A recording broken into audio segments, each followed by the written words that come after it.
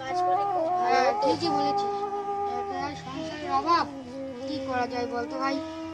এখন এক সপ্তাহ ধরে কোনো কাজ কাম হচ্ছে না, কি করি বলতো? বাড়ি চাল ডাল প্রায় হ্যাঁ, নুন আনতে পান্তা পুরো এদিক থেকে ঘুরে আসছি জায়গা।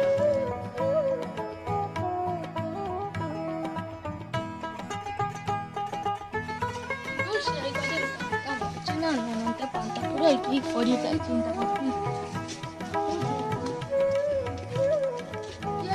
মনটা আজকে এত খারাপ হয়ে যায়। ভাই কাজ হচ্ছে না এখনো কি বলেছিস? কথা পাশের বাড়ির না